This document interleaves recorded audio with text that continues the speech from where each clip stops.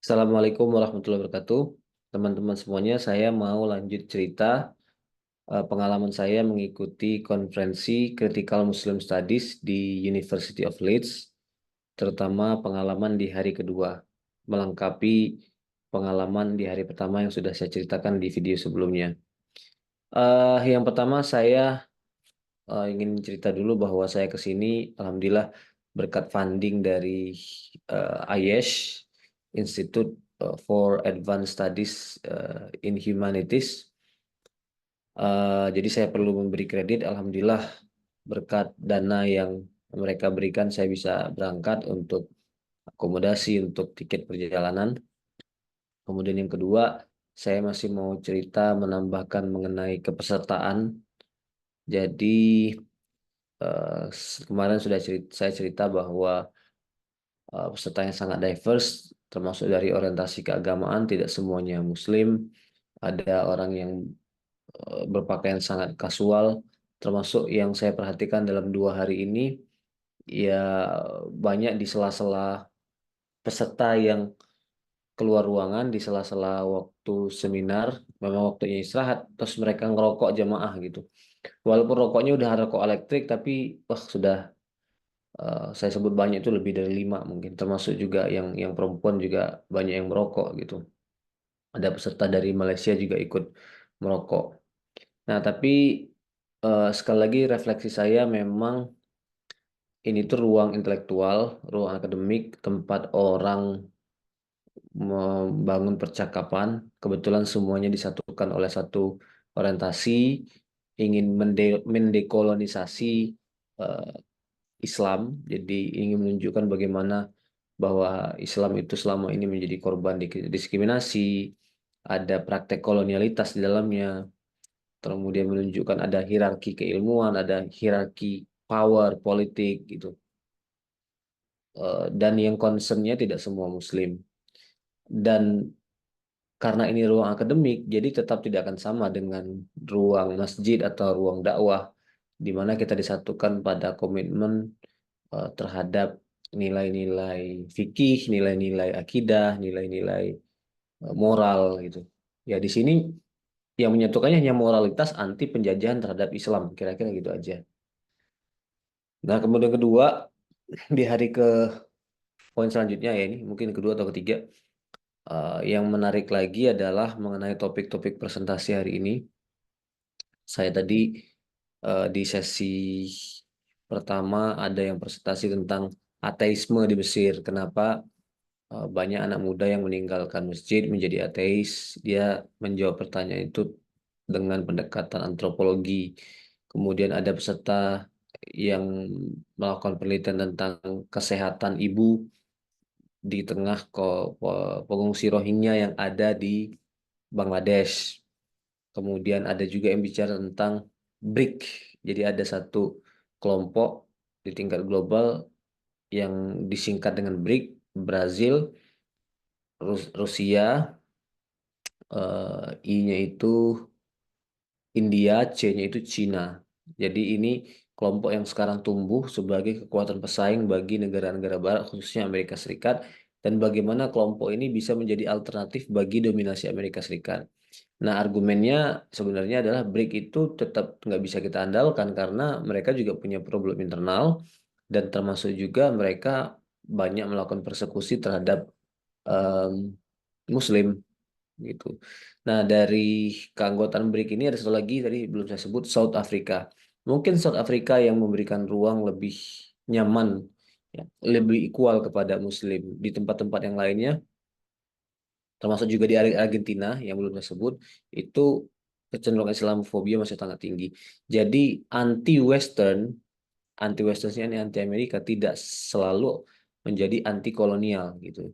Jadi dewesternisasi itu tidak identik, tidak sama dengan dekolonisasi.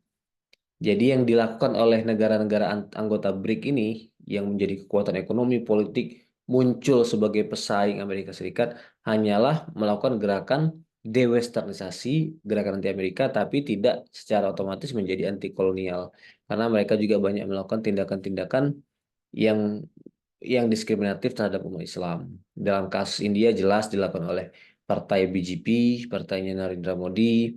Dalam kasus Argentina bahkan presidennya sangat pro Israel. Dalam kasus Cina mempersekusi kelompok Rohingya dan seterusnya.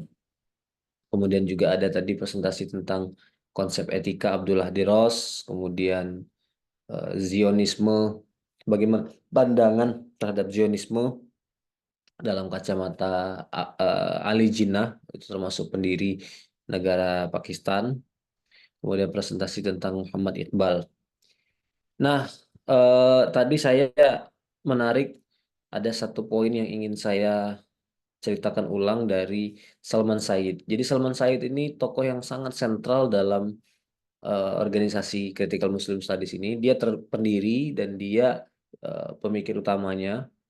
Walaupun dalam seminar dia berusaha untuk berada equal dengan yang lain, padahal think tanknya dia tokoh utamanya, tapi ketika berbaur dengan yang lain, dia ingin membuat semuanya itu ngerasa ini forum milik bersama, ini punya kita gitu, tidak lagi diintik dengan dia sendiri. Nah, jadi dia presentasinya tadi tentang bagaimana kita bisa mendekolonisasi liberalisme. Jadi paham liberal itu adalah paham kolonial dan bagaimana kita bisa melakukan dekolonisasi. Selama ini, dan ini pengamatan dia yang saya amini, eh, kalau kita bilang dekolonisasi liberalisme itu hanya berhenti pada satu apa ya pandangan kritis pada satu pemikiran atau strategi dengan menunjukkan para pemikir liberal adalah orang-orang yang tidak liberal karena mereka terlibat pada perbudakan, misalnya Immanuel Kant, John Locke, ini kan disebut tokoh-tokoh pencerahan gitu. Tapi nyatanya mereka memiliki budak. Oh, nggak cukup, mendekolonisasi liberalisme itu nggak cukup dengan menyebut fakta-fakta itu. Jadi menurut dia dekolonisasi liberalisme itu harus mencakup pengakuan bahwa liberalisme itu anti politik. Nah, masalahnya bagi dia pada sebagian kita itu ada gerakan anti politik. Jadi kalau kita mau bicara tentang power, kita harus harus bicara tentang politik gitu.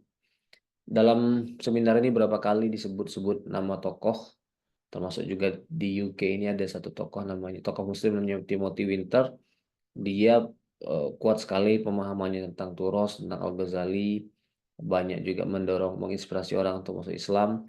Tapi kelemahan dia adalah dia mendepolitisasi Islam. Jadi Islam itu hanya semacam gerakan spiritual, gerakan tazkiyatun nafas, perbaikan personal. Nah, hal-hal yang bersifat reformasi melalui jalur politik tidak dia beri apresiasi. Sehingga Salman Said mendorong ya perubahan umat Islam itu harus juga menggunakan kendaraan politik, perlawanan-perlawanan yang sifatnya politik gitu. Kemudian strategi lain adalah dengan cara menghubungkan antara liberalisme dengan rasisme. Jadi liberal itu pasti rasis. Liberal itu pasti violence, menggunakan kekerasan. Tuh. Itu kalau dijabarkan pasti akan sangat dalam, sangat detail. Tapi saya cukup menggambarkan kalimat-kalimat umumnya aja, sehingga nanti teman-teman yang menonton video ini bisa membaca literatur-literatur terkait lebih lebih dalam, lebih lanjut. Kemudian refleksi lain adalah mengenai soal bidang studi ini sendiri. Jadi kan ini sudah berdiri sebagai satu disiplin ya, Critical Muslim Studies. Studi atau kajian mengenai Muslim secara kritis. Jadi bagaimana nasib umat Islam yang dimarginalisasi, korban Islamofobia, kemudian kolonialitas terhadap Islam gitu. Ada hierarki antara Islam dan Barat atau Barat dengan Timur. Nah, orientasinya adalah menumbangkan hierarki itu, menumbangkan Eurosentrisme. Tapi kemudian dalam pengamatan saya, sarjana-sarjana yang menekuni konsentrasi ini itu orang-orang yang tidak begitu kuat em, wawasan Islamic Studies-nya dari perspektif orang yang biasa menekuni kajian-kajian keislaman, teks, maksudnya kajian Quran, hadis, fikih, usul fikih, kalam, filsafat Islam atau sejarah peradaban Islam klasik gitu.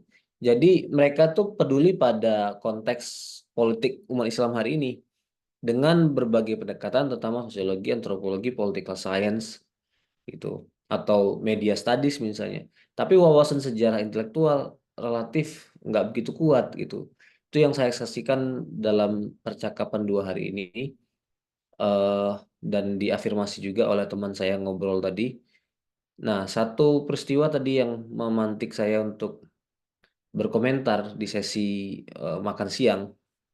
Jadi ada satu presentator dari, ya dia sekolah di UK sini di SOAS tapi dia orang Bangladesh.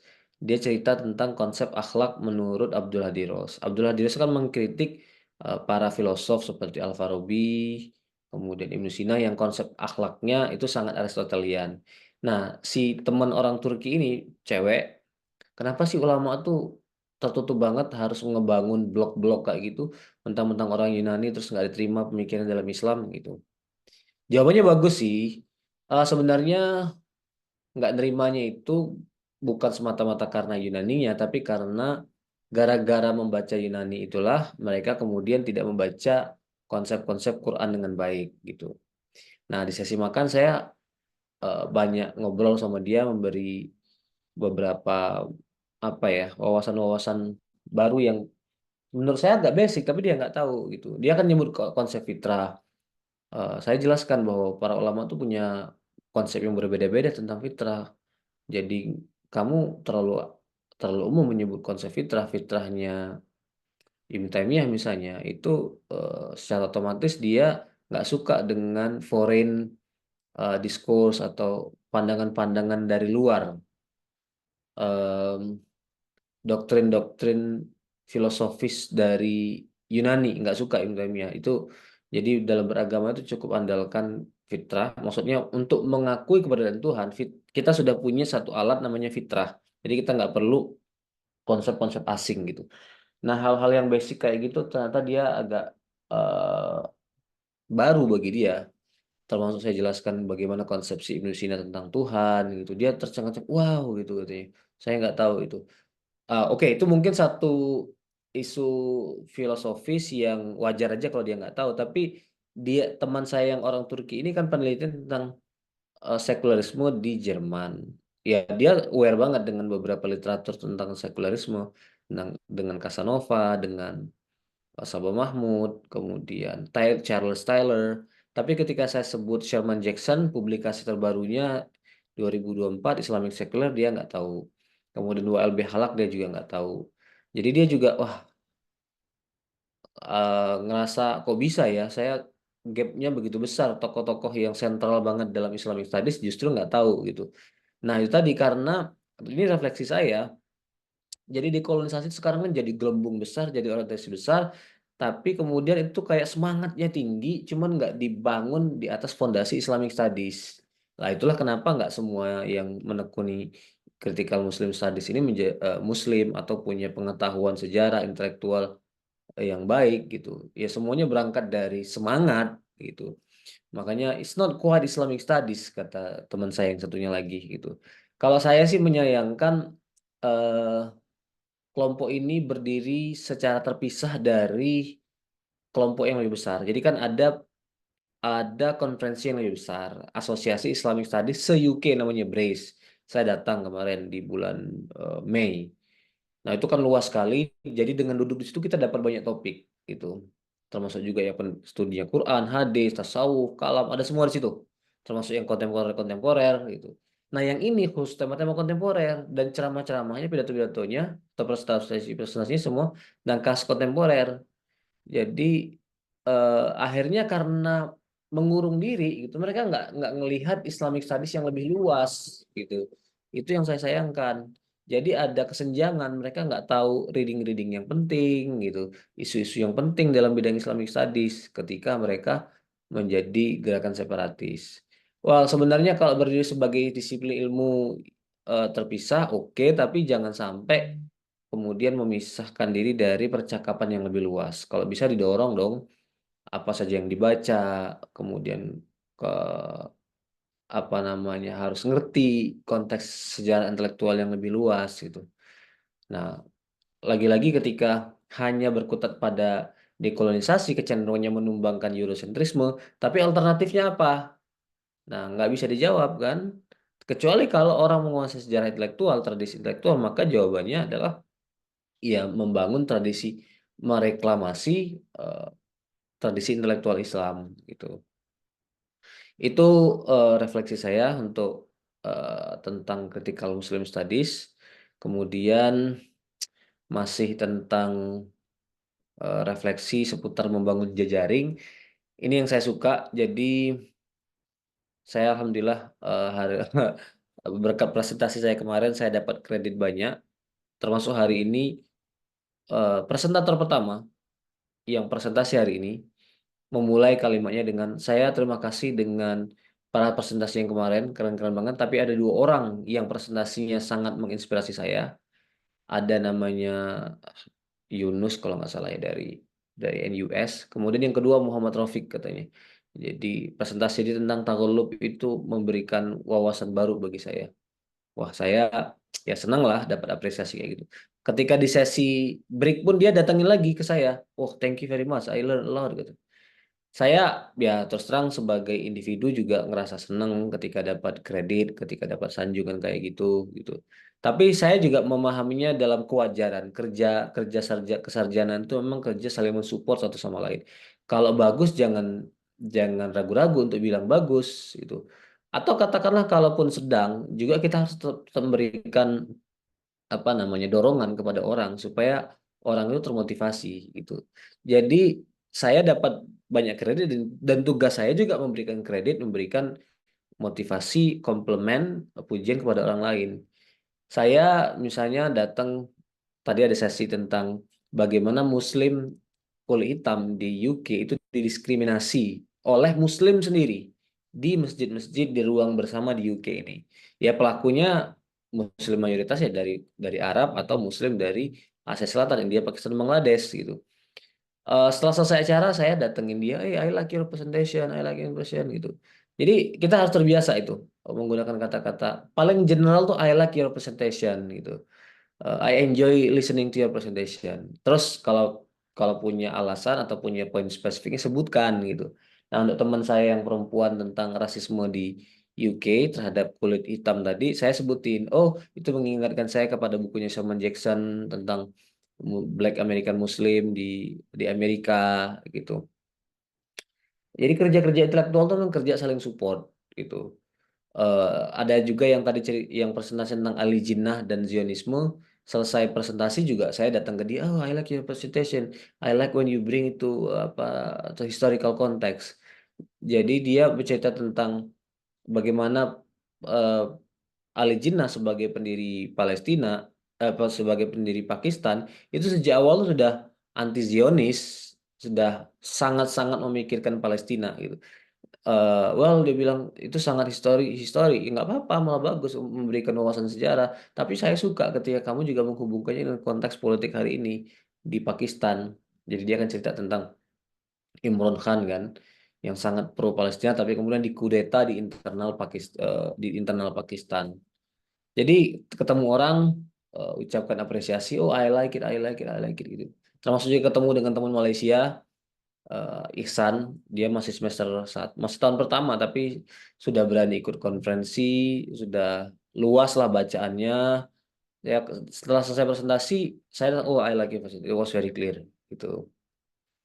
Nah teman Malaysia ini mungkin nggak jauh sih umurnya dengan saya dan kesan saya apa ya secara personal kualitasnya bagus sekali, tetapi sebagai orang Malaysia yang melihat orang Indonesia, tampaknya memang mereka juga senang meletakkan Indonesia itu sebagai tempat untuk belajar gitu. Maksud saya gini, memang secara ekonomi 11-12 atau bahkan ekonomi Malaysia lebih baik, tapi secara intelektual orang Malaysia itu selalu menjadikan Indonesia itu sebagai kiblat. Dia bilang kekayaan intelektual di Indonesia itu sangat-sangat jauh melampaui Malaysia. Kami itu sangat simpel, eh, apa namanya, tunggal, nggak banyak tokoh-tokoh yang perspektifnya beragam. Nah, selalu rujukannya adalah Indonesia. Jadi tokoh-tokoh di Indonesia itu dikaji di ruang-ruang akademik di Malaysia. Jadi tadi dia bilang saya punya kelompok studi kerjaan kami mengkaji tokoh-tokoh Indonesia dari Ki Haji Ahmad Dahlan, Hasyim Asy'ari, kemudian sampai Nurcholish Madjid gitu. Beberapa tokoh muslim, Hamka dia bilang, karena mereka memberikan respek dan melihat Indonesia itu sebagai tempat yang sangat dinamis, tempat untuk belajar gitu. Nah, itu apa namanya beberapa refleksi untuk hari ini yang mudah-mudahan bermanfaat untuk para pemirsa semuanya, para penonton. Saya akhiri untuk cerita saya hari ini. Billahi taufiq walhidayah. Assalamualaikum warahmatullahi wabarakatuh.